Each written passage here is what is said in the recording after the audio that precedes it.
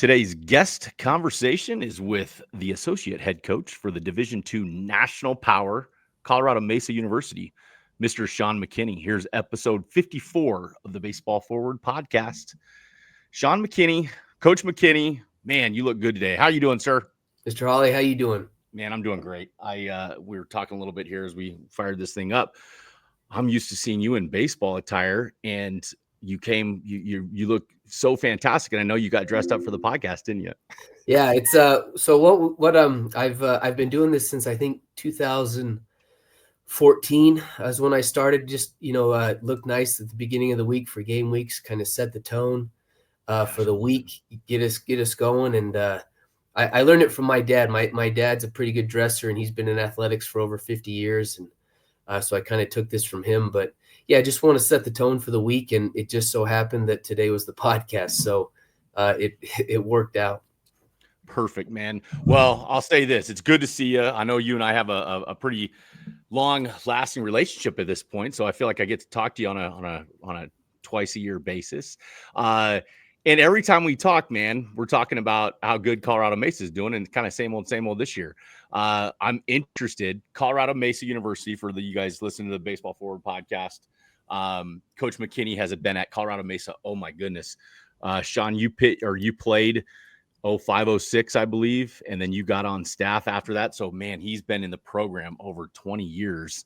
But as a coaches the infielders, he handles all of it. He's Coach Hank's right-hand man. And Colorado Mesa is just, for those that are fresh listening to the Baseball Forward podcast, Colorado Mesa to me is the class of Division II baseball. They're a national power year in, year out. So you've been in this 20 plus years, Sean. What goes through your mind this time of year? Is it kind of the same old? Do you have your routines down? What do you get excited about? Well, it is exciting, and I've been so fortunate to work with Coach Hanks for this time. I mean, it's just been a dream to coach here, playing here, being at my alma mater. It's just been fantastic. So yeah, this time of year it gets very exciting. I mean, it's coming down to it, and the championship's always up for grabs. I mean, we're trying to win the conference championship and get into the regional. That's the main thing. You want to get into the regional, and then once you get in that tournament, I mean, anything can happen, and get to the World Series. I mean, those are always the goals. But yeah, it's not business as usual by any means. I mean, every year's different, every team's different, and we're just trying to make sure that we can get this team ready to go for this last month and a half. Make sure we're firing all cylinders, and we want to peak at the right time, and so that's about this time. And so yeah, practices are going great. We have a great group of guys this year, but it's just been a great culture to be a part of, and yeah, I'm very fortunate, and we're very fortunate for what we have here. Man, talking with Sean McKinney of Colorado Mesa today, the Mavericks. Because man, I know the history of Colorado Mesa, and I want everybody's looking for the formula. Everybody's looking for the right way to do it. And if there was a program doing it the right way, it would be Colorado Mesa. So when you say culture and you say, hey, man, you guys win a lot, and you guys always pumping out, top 25, top 10 type teams. What do you think after all these years? What do you think like the secret sauce is of what you guys are doing there in Grand Junction? Well, I think if there was a formula, I think we'd all want to bottle it up and sell it to everyone, because, if anyone could ever figure it out, I think we'd all do it. But yeah, I mean, culture is a hot topic word. Sometimes we like to use the word environment. I mean, the environment we try to create. But yeah, culture is something that's built over a lot of years. I mean, Coach Hank started this thing over 25 years ago and got it rolling. I've been fortunate enough to be a part of it for about 20 years now. Our coaching staff has been intact for that time as well. We've had a few new coaches here and there, but yeah, it's, culture's built over time, and it's not just a 1, 2, 3 year thing. I mean, you have to create it. You have to have players come in and buy into it. And then they start to live it and breathe it. I mean, it's an everyday thing. And so, yeah, when you set those standards and expectations, I mean, that's when things get rolling, but then you got to hold the line on that. I mean, it's, in April, I mean, we've been together for a long time, since August, and, it's hard to continue to monitor those standards and set those expectations. And so, I've heard some coaches say, what you permit, you promote. Or if you're either coaching it or letting it happen, is one thing that Coach Hanks and we always say here. So yeah, you're either coaching or letting it happen. So when guys are doing something, if they're not holding the standard or reaching the expectation, then you got to correct them. I mean, you got to tell them about it. And so it gets tough, and it's long years. And, I think every coach gets to a point where like, I don't want to worry about that, but you have to worry about it. I mean, everything counts. And so, yeah, when that culture's set, it's always under construction. They talk about traditions always under construction, culture's always under construction. And so, every year we get new players. The older players have to come in and they, they help set the standard. We do a thing here where all of the seniors are in charge of things. So whether it's cleaning the bus when we get home from a road trip, carrying the balls, things like that. Seniors do that here, not freshmen. Wow. A lot of people have freshmen do it, but no, seniors do that. Wow. And so I think that's a big deal for us. They kind of show the way, lead the way on how we do things. And then, when you have good culture, when you're at a practice or at a restaurant and you hear one of your older players tell a younger player, hey, we don't do that here. There you go. You got culture right there.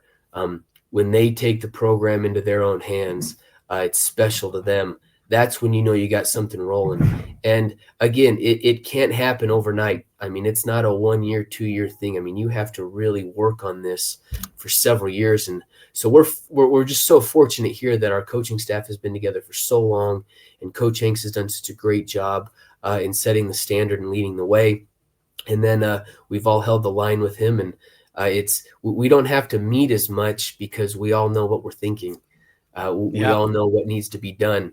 So there doesn't need to be a ton of meetings because we know what's expected. And so it's a great environment and culture here, and we're lucky to be a part of it. Man, that's let me ask this way, because if you Sean McKinney, if you were starting just a baseball team, okay, and you were starting a baseball team, because man, there's so many coaches out here, youth coaches that listen to the Baseball Forward podcast, and we get a ton of good feedback on. They love hearing the ins and outs from the college coaches. So I'm curious, if you were starting just a team, call it it doesn't matter. I don't think it would matter to you what age it would be. If you were starting a team, what would kind of be maybe your top 2 or 3 things that you focus on to get things in order the way you would want them to run? Yeah, you got to get good players. Yeah, that's the first thing. I mean, it's all about the players. I mean, they do everything. I mean, they hold the culture, they set the standard. They're such a big part of it. You got to have good players. But if I was going to start a team, I mean, you got to have good people around you. It's all about the people. And so, I mean, I know that extends to the players, but making sure that you get your assistant coaches together, you got to get a great staff together, because they're going to carry your message throughout the program. And then, depending on who's in charge of the program, if there was, if it's a little league team, if there's parents involved, or there's some sort of GM or something, like whatever it is, you got to make sure that you're all on the same page. And then, communication, and then setting those standards. With the communicating, you make sure that everyone's on the same page, pulling on the same rope, and then setting those standards for your environment. When you start a team, you get to pull from all these different areas, things you've read, things you've seen from other coaches, and then you get to turn it into your own thing. And so, really making sure that you communicate, and then this is what we want to accomplish. This is our vision. This is where we're going. And then this is how we get there. It's a roadmap. I would start with those things. And then, like I said, I mean, the personnel, I mean, you have to have great personnel. And again, going back to what we just talked about with our program, we have our staff, and our staff has been together so long that continuity has helped, push this thing and continue this thing forward all these years. Talking with Sean McKinney on the Baseball Forward podcast.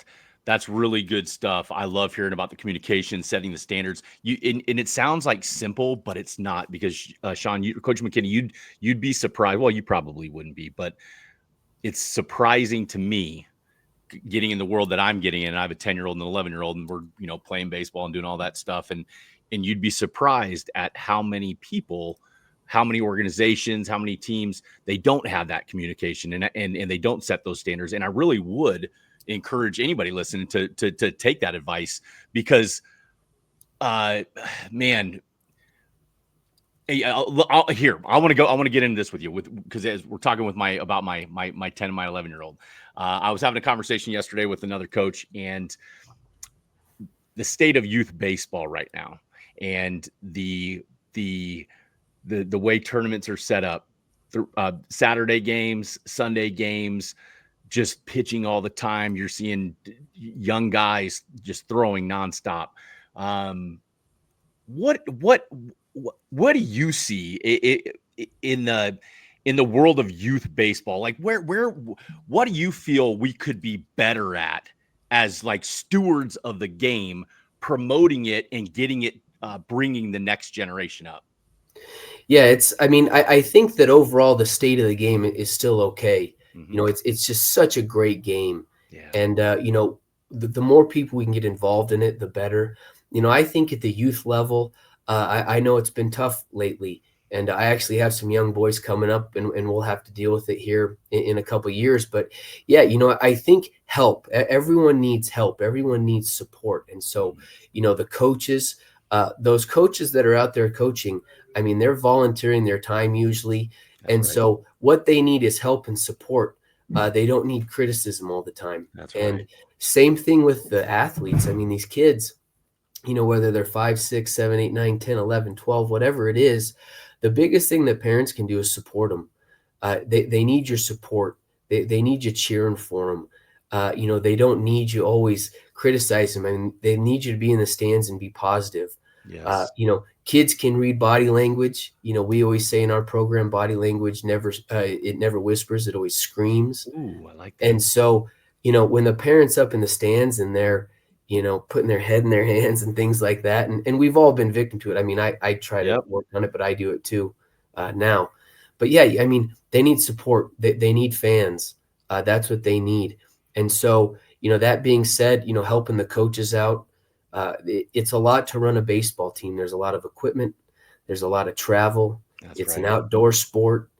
So there's a lot of different things that you need to run a baseball program. And so any support that families can give, it's just better that way. Now, obviously, if a coach is doing something egregious and that's wrong, and parents need to step in, I understand that. But for the most part, these coaches are volunteering their time, and it's a lot. Everyone's busy. Everyone's got things going on. And so when these people volunteer their time, they need help.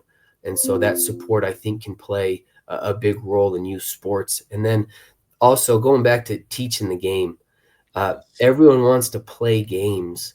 What we need is practice. Yes. We need to practice more. And, at the college level, we get it. We need to practice more. And it's amazing the skills that the guys need to work on when they get to our level. Interesting. In every level. Whether you're the top, the Vanderbilts and the, those teams, they're doing fundamental stuff just like we are. That's right. And the more you can, do that stuff early on, I think it's great. If I had a youth team, one thing that I would do is I'd play a ton of catch. Yes. Because usually teams can't play catch. And even at the college level, they struggle sometimes. So I'd play a ton of catch. We'd be the best catch and throw team. So when you make plays, you can throw it across the diamond. That's good stuff, because here I want to get specific, because you're an infielder and you coach infielders, and we talk about how important playing catch is, man. And it sets the tone, and we rush through it, in practices, hustle up, rush through the playing catch phase to get to the practicing phase. So when you say playing catch, what does proper playing catch look like to Sean McKinney at Colorado Mesa?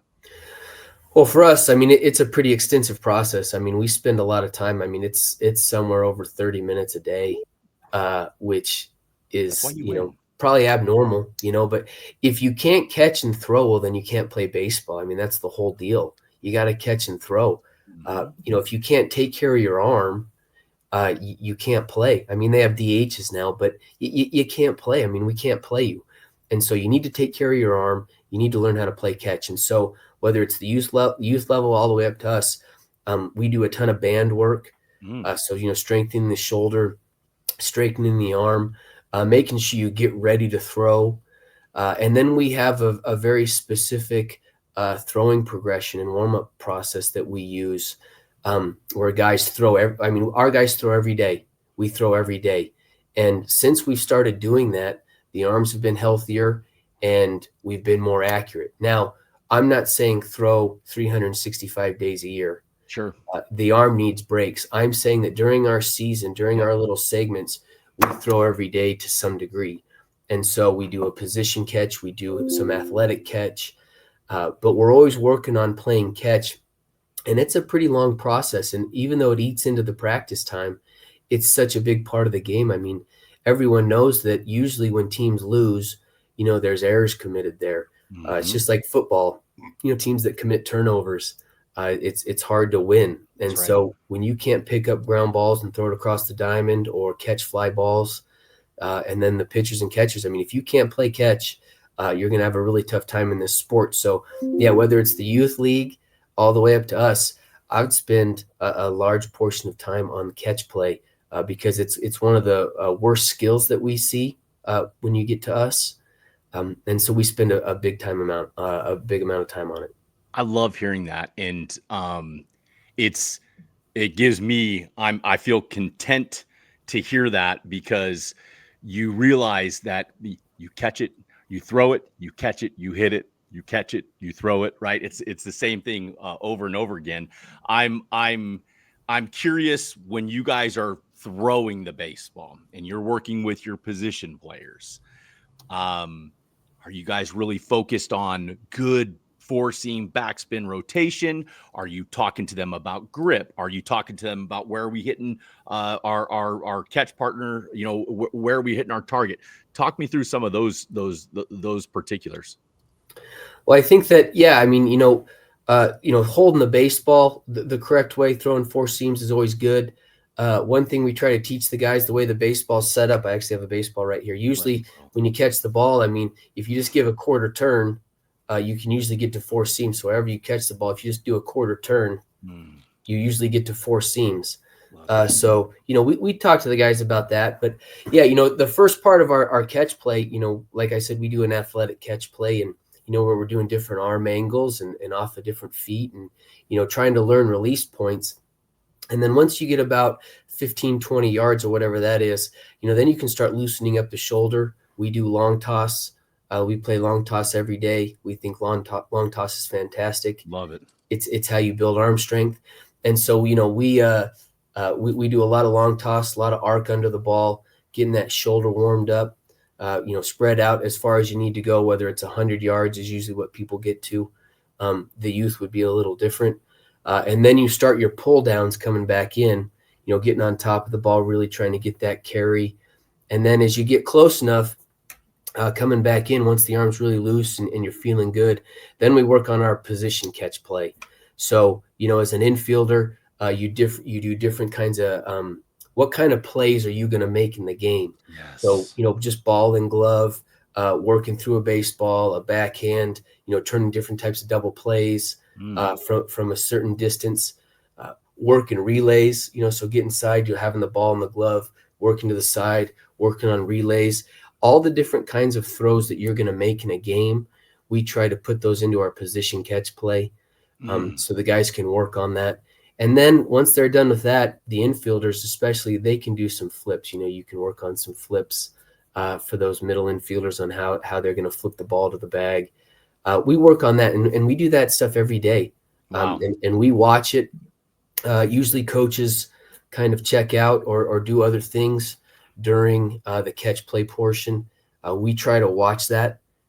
It can't happen every day, obviously, but we always try to have one or two coaches with the position players. I love to be with the infielders and the position players when they play catch, talking about things, making sure they're working on different plays. So that's how we do our catch play, and it's really improved things. It's kept the arm healthy, and mostly guys can just listen to their arm. The arm can tell you if it's hungry or not, if it wants to throw. Sure. If guys are sore a little bit, you can back off on that day, Yep. but you need to throw. And it's just like with anything in life. If you want to do something well, then you got to do it more. That's right. If you want to get faster, you got to sprint. That's right. If you want to jump higher, you got to jump more. Yep. If you want to play catch better, you got to play more catch. And so that's how we do it. Play more catch. And you know what? So I like talking to you because I like trying to angle and see if I can find the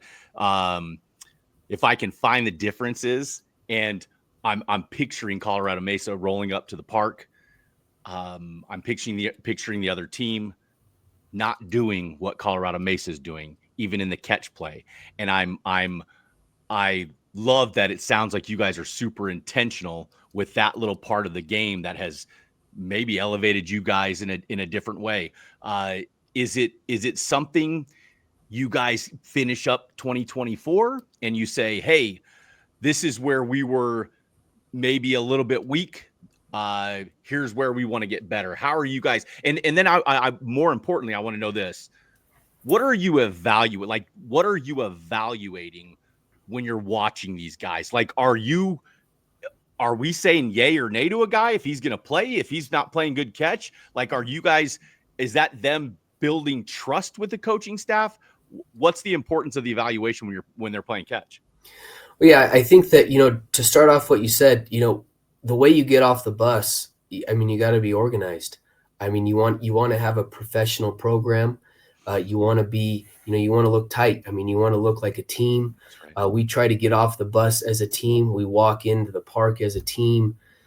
You want to operate properly, and we can watch other teams, and we like to see how they operate, and we can tell if there's any flaws there or not. But yeah, we like to get off the bus and be professional, and then get right into it. I mean, get right into our team stretch and the way we warm up, and then our catch play. So yeah, we try to do all that, and then evaluating guys.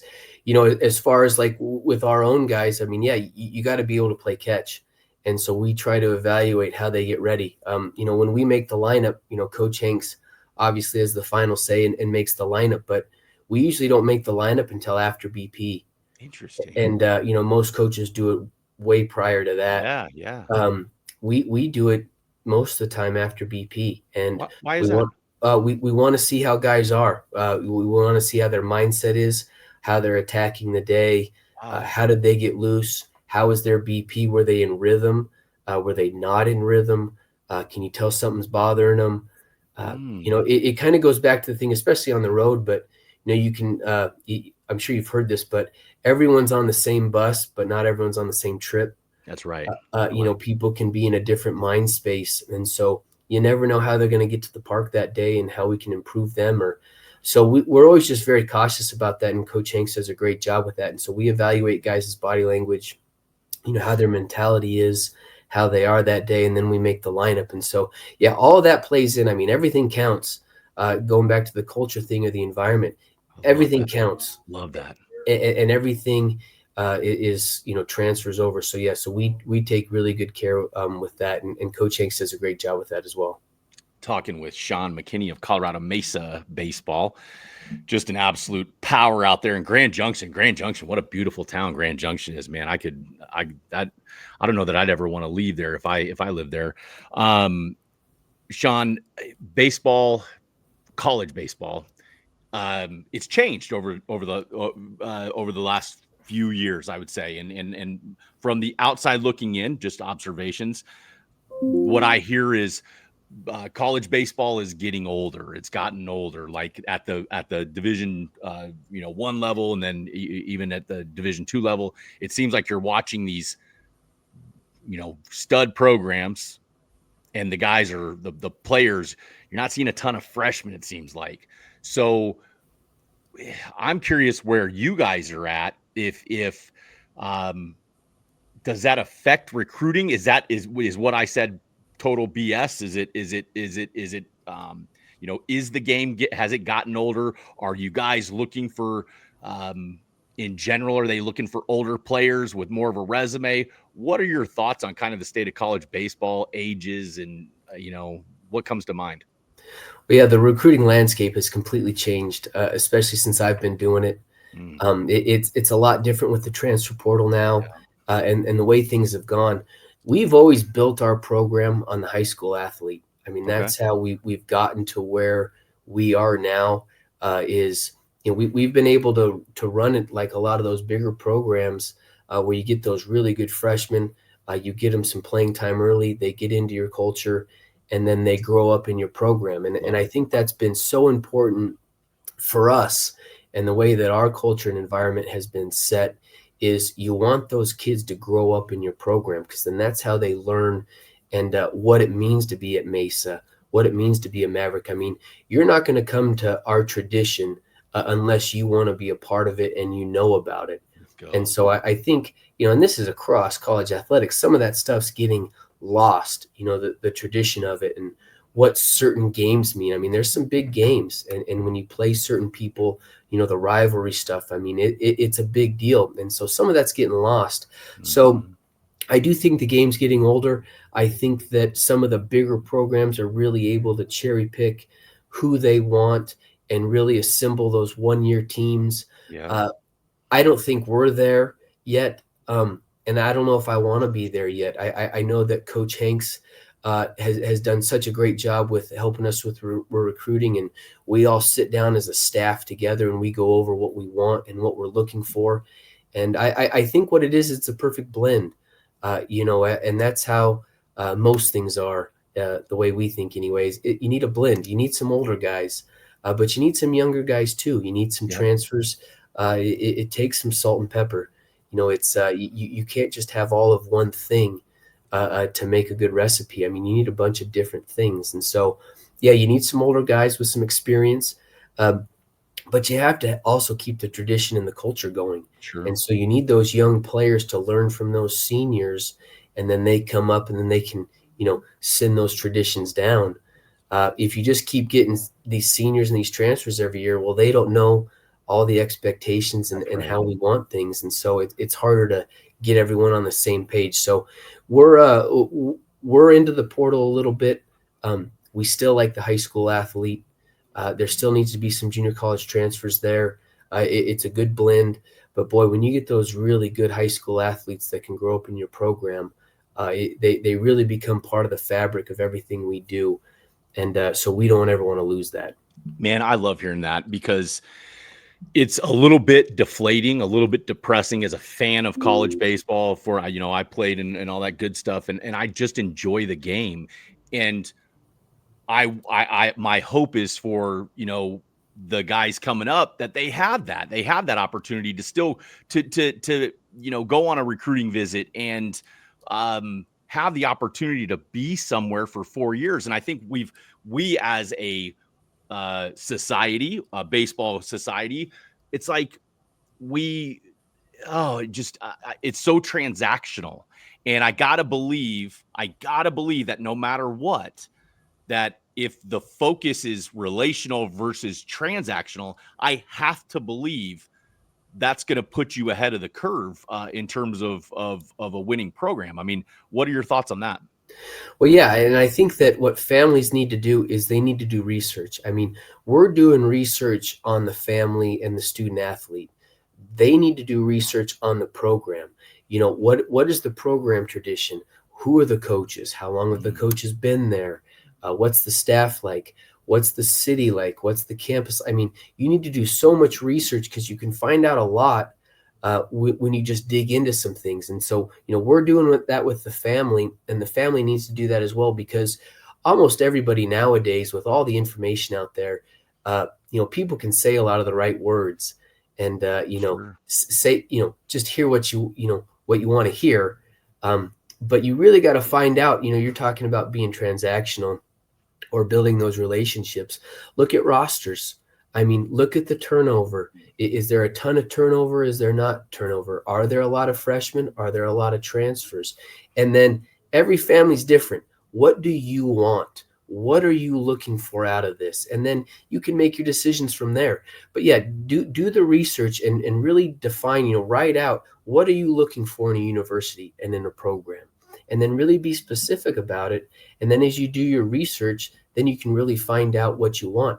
You never want to just commit somewhere because of a logo or because of what the perception is of that program. Do the research. There's a ton of great programs out there with a ton of great coaches. You just need to find the right fit for what you need.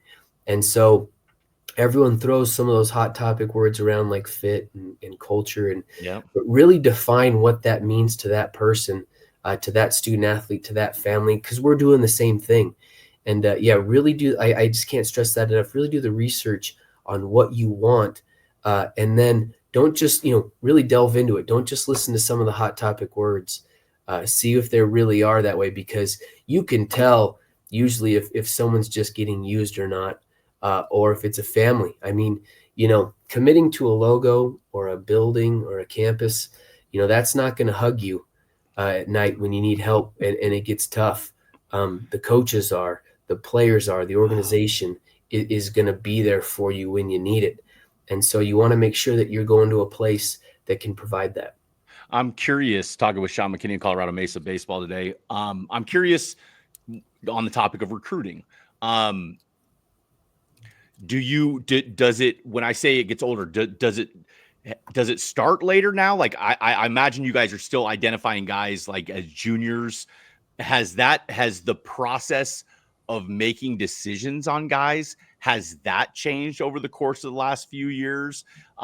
Is it still the same? I mean, when typically does Colorado Mesa or Sean McKinney start noticing a high school player and say, hey, this guy might be a fit for our program? Well, there's a lot of different ways to do it, and we do it a lot of different ways. I mean, it's a year-round thing. Yeah. The earlier you can get on a kid, the better.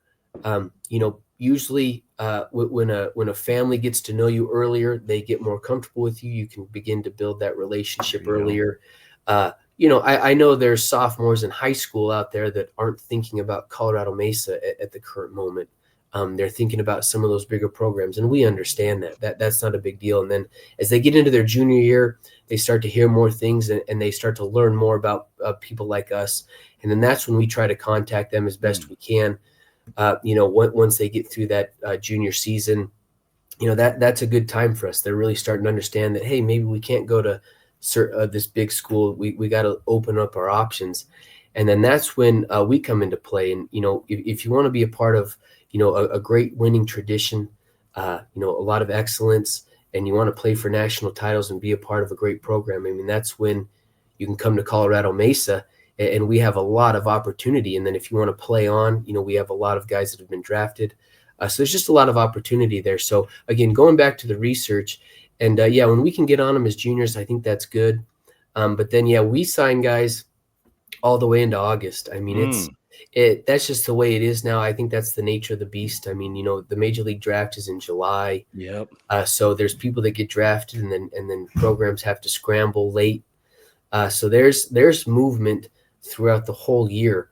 But anytime you can identify a guy that you really want and you can lock him up early, I mean, obviously that's what everyone wants, but it doesn't always happen. And people want to wait and weigh their options. You just got to make sure that your options are still available while you weigh them. And then, when it's that time, then pull the trigger. I mean, if you feel comfortable with the school and they're providing you with a great opportunity and a great package, I mean, then I think, you go with it. Yep. Some people are always just looking for the next thing. Yep. And you don't have to do that. Find the place that you want to be at without any other noise, and then commit there. Once the family does the research and the student athlete wants to be somewhere, then go there.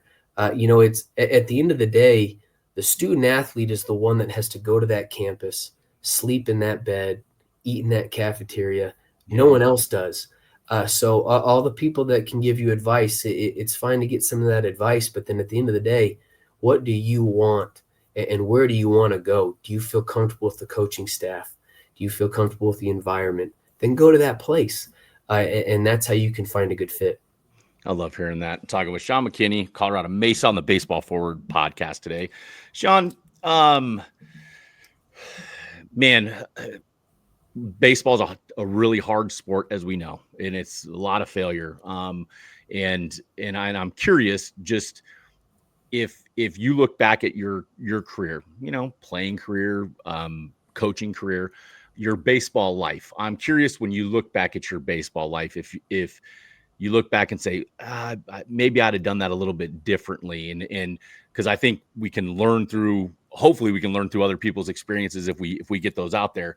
But is there, to the audience that's listening, that, hey, maybe we can help them with not making the same mistake we made type, sentiment? Is there anything that comes to mind that maybe you possible regrets, lessons learned that you maybe you wish you would have handled differently in your baseball life? Yeah, I think back to playing. One of the big things that we deal with here, we actually are just dealing with it now, and I think everyone is that, when everyone gets to their senior year in college, they just put so much emphasis on, it's my senior year, and something's supposed to work out a certain way, and that's not always true.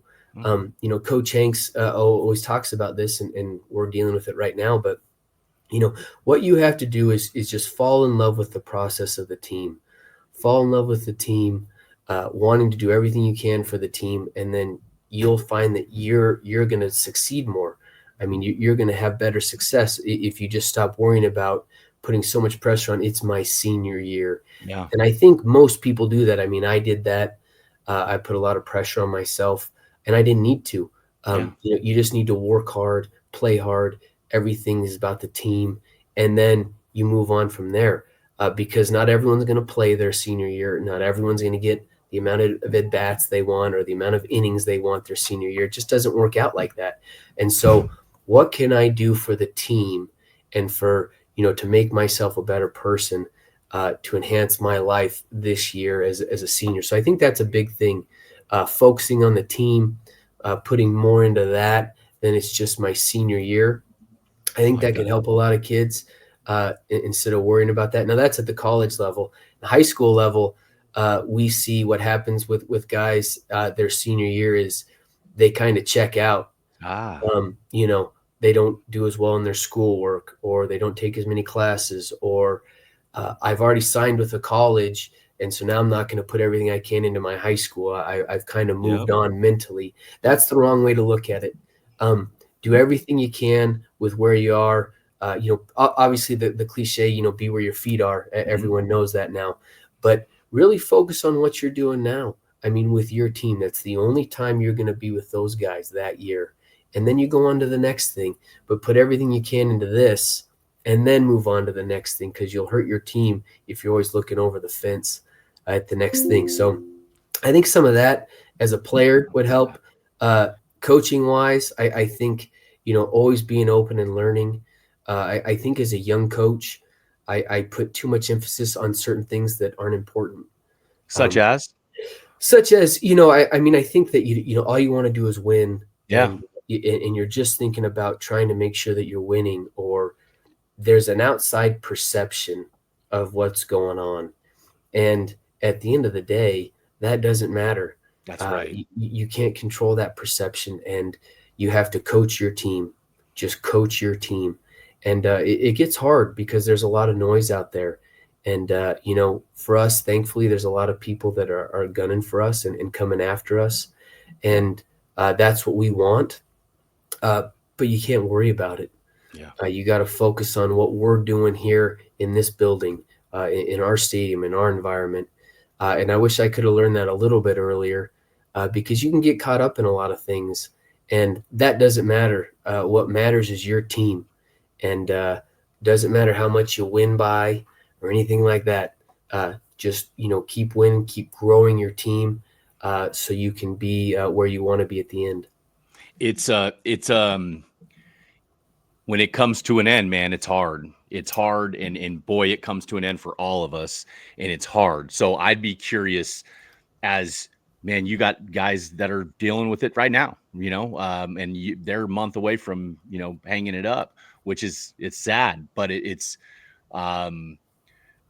advice on creating balance and and being able to transition and move smoothly out of the world of baseball if that's what your next step is. What would your advice be to those guys that are that it's coming to an end, man, and you got to kind of stare at it and accept it?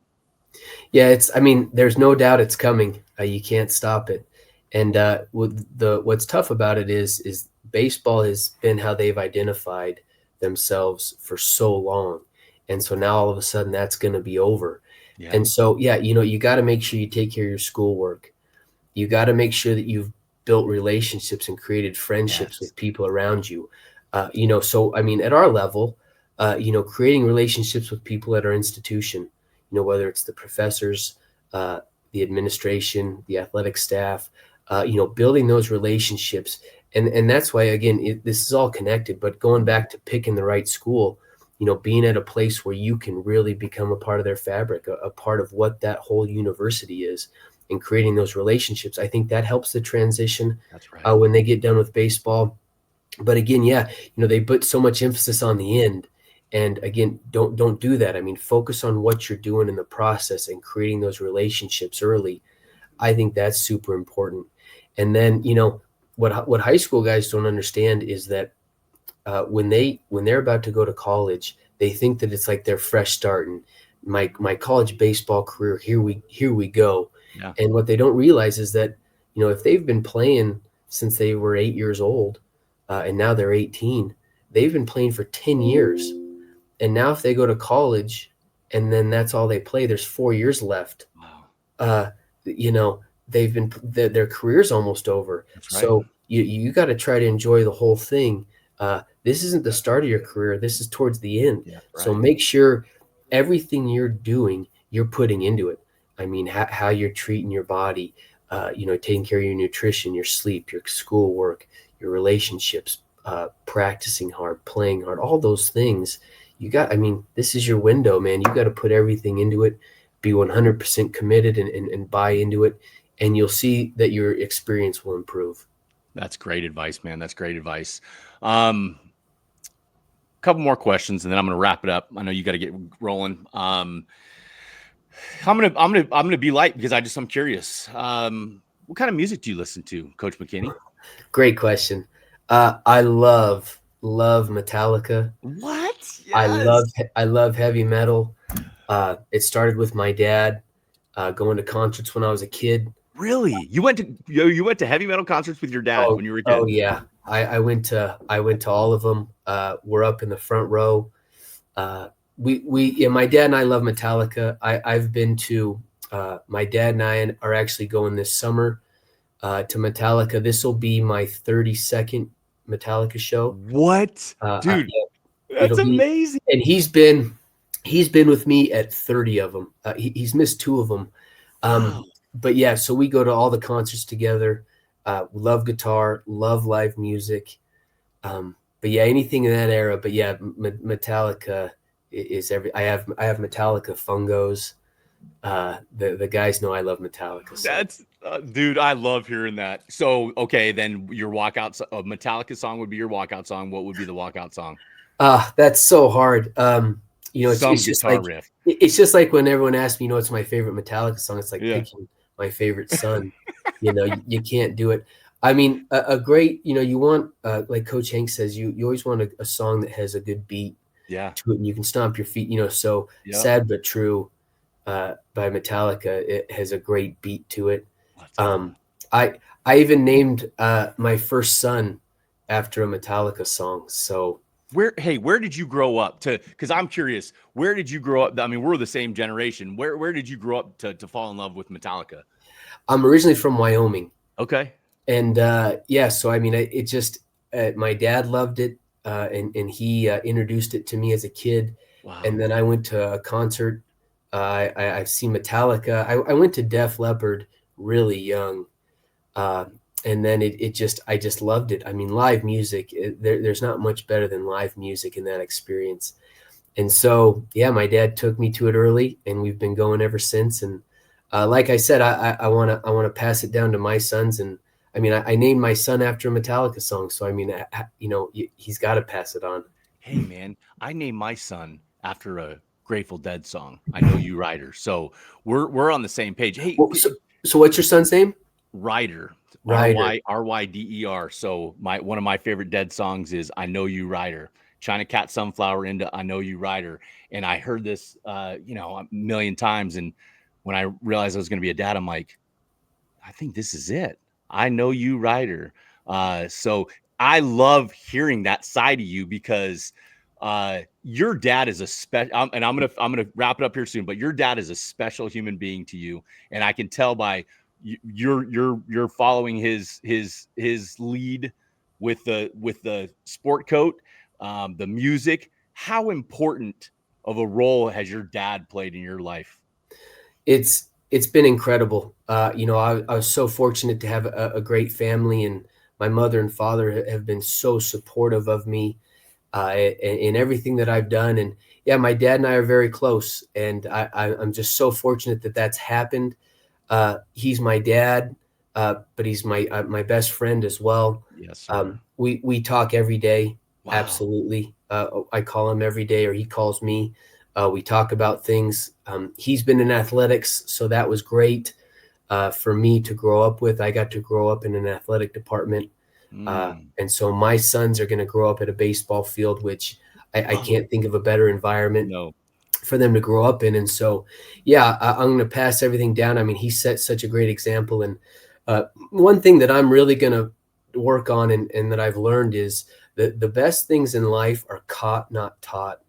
And, my dad always did such a great job of modeling the behavior that I do now. I mean, getting up early and, whether it's going to work or working out, or the way he took care of his personnel and his employees, and the way he treated people, the way he dressed, his professionalism, all that stuff I got to see. I mean, he modeled that for me. He didn't have to tell me that. And that's what I want to be. He's very neat person, really takes care of things. And so do I. And so that's what it is. And so I think that we can transition that and show that to our players. How many times have you said, I tell my kid what to do, or I tell the players what to do, and they don't listen. But if you model the behavior, then all of a sudden they do that. That's right. I have a 3.5-year-old and a 1-year-old. Love it. And yeah, they model what you're doing and how you are and how you handle things. And so the more I can model good behavior like my father did, I'll be a better example for them than me just telling them what to do. Amen. You got to model it. What's your dad's name? Kevin McKinney. Kevin McKinney. Shout out to big Kevin McKinney. Well done, sir. Because, hey, I know this. Number one, I like Metallica. Okay. But, man, you are Colorado Mesa is one of the most respected college baseball programs in the country. What you and Coach Hanks have done, along with the other coaches, I know that your dad is so proud of you because you are a pro, and that's how I would describe anybody to you. Is I know that when I deal with Sean McKinney, be a pro about it. Be a pro about it.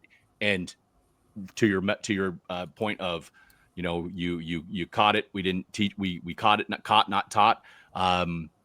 That's what I get from you. That's what you demand. And that's why Colorado Mesa wins, is because you guys have you build that culture on what you've learned from your dad, man. So, Sean McKinney, give us a few words and we'll wrap up this episode of the Baseball Forward podcast. Well, thanks for having me. I mean, it's just such a great experience. And anytime we can pass things along and talk about coaching, I think that's what we're here for. I heard somewhere, I think it was in a song actually, but, all we are is all we've left behind. And, so what can we leave behind, and the legacies that we can leave behind, and teaching the next generation things and passing things down like my family has done. And again, I'm so fortunate to have the role models that I've had. And I think continuing to do that. And here at Colorado Mesa, baseball's thriving here. We have a beautiful environment. Coach Hanks and the rest of our coaching staff has done such an incredible job of modeling behavior and creating this environment. So it's a very special place. We're so fortunate to be here, and we're happy to help and talk about anything. And we want to continue to grow the game and continue to grow young professionals. Love it, man. You guys keep doing what you're doing. It is an absolute blast to watch Colorado Mesa do it year in and year out. Go win a natty this year, okay? Thanks, Mr. Hawley. It's great talking to you. Keep doing what you're doing. Thanks for all your hard work and for trying to help do this stuff. I mean, it's great to send this kind of content out to people. So thank you. You bet. Awesome. Coach McKinney, Colorado Mesa University, episode 54 of the Baseball 4 podcast. We'll see you later.